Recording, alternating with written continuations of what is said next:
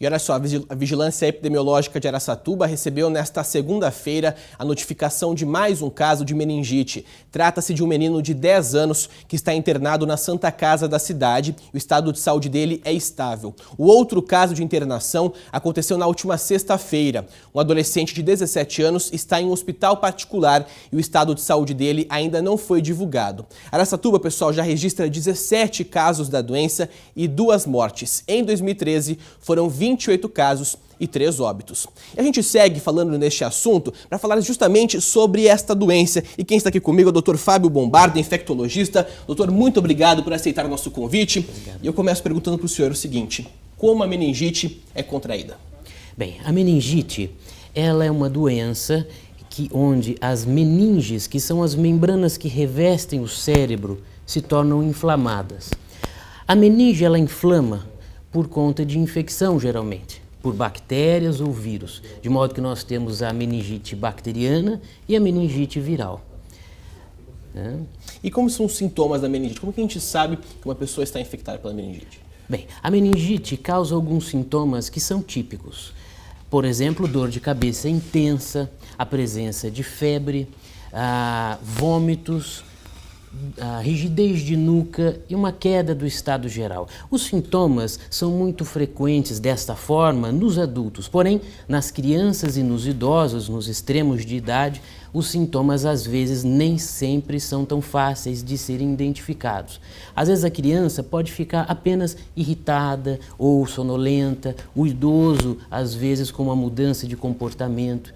Então os sintomas nem sempre são tão claros, é muito importante tomar atenção com relação às alterações de saúde das crianças, principalmente as menores de 5 anos, pois elas têm um sistema imunológico ainda em formação, o que facilita a presença de determinadas doenças como a meningite. Por falar em sintomas, doutor, é questão dos sintomas, eles podem ser confundidos com de outras doenças ou não? São bem característicos? Sim, por exemplo, quem nunca teve uma dor de cabeça? Não é? Então, não é porque tem dor de cabeça que a gente deve realmente sempre pensar em meningite, mas as dores de cabeça que aparecem de modo muito intensos, acompanhadas com febre, de modo atípico, é muito importante procurar ajuda médica.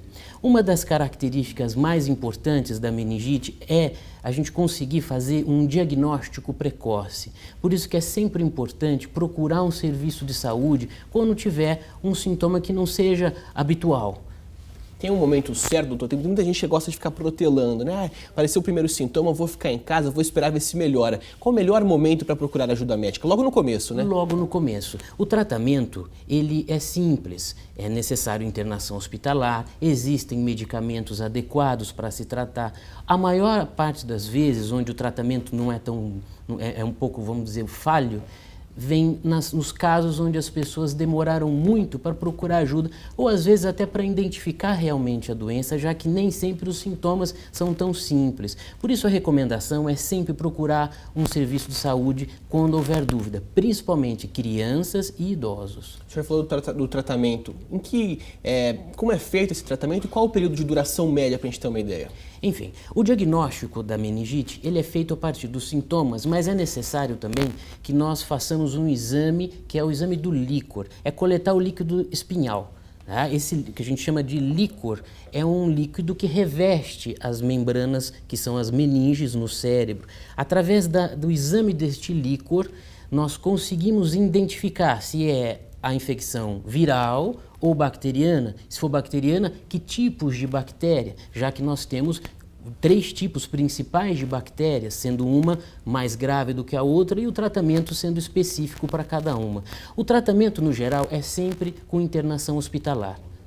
E me diz mais uma coisa, na época dessa geração da internet que nós vivemos, tem muita gente que acha que o médico é o médico online. Ele vai lá, coloca os sintomas no buscador e tenta encontrar. É um risco muito grande, né? Fazer um tipo de autodiagnóstico desse, né? Essa é uma realidade que nós a cada dia enfrentamos mais, né? Por procurar o diagnóstico na internet. Isso é muito complicado, pois se fosse fácil fazer um diagnóstico, não precisava nem do médico, não é? E mesmo com o médico e mesmo com recursos de exame é difícil. Por isso que nunca procure diagnóstico na internet. Procure o serviço de saúde. Hoje é fácil, não é?